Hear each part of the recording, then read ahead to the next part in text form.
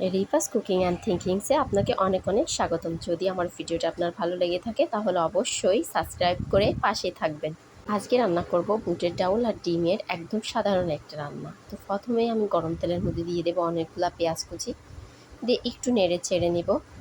নেড়ে চেড়ে তার মধ্যে দিয়ে দেবো এলাচ আর ডালচিনি, তার মধ্যে দিয়ে দেবো কিছু তেজপাতা, দিয়ে একটু কিছুক্ষণ ভালো করে নেড়ে চেড়ে তার মধ্যে দিয়ে দেবো কাঁচা ঝাল ফালি করে নেওয়া।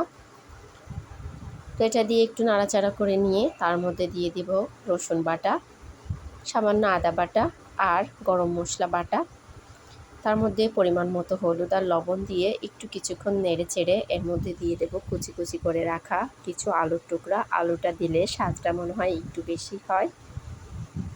তো এই পর্যায়ের মধ্যে দিয়ে দেব হাফ সেদ্ধ করে রাখা যে বুটের ডাউল, ওটা দিয়ে একটু নেড়ে চেড়ে পানি দিয়ে আমি ঢাকনা দিয়ে দিয়েছি। এপাশে আমি ডিমটাকে নুন আর হলুদ দিয়ে ফেটিয়ে তেলে ভাজি করে নিচ্ছি। এর ছোট ছোট টুকরো করে আমার সেই ফুটন্ত গরম ডাউলের মধ্যে ডিমগুলোকে দিয়ে এবার ডাউলটার আর যে 50% ছিল ওটাকে আমি সেদ্ধ করে নিব। যখন পুরোপুরি সেদ্ধ হয়ে যাবে তখন আমার রান্নাটা হয়ে গেছে। তো এই যে আমার রান্নাটা শেষ। তো ভিডিওটা ভালো লাগলে লাইক, কমেন্ট, শেয়ার।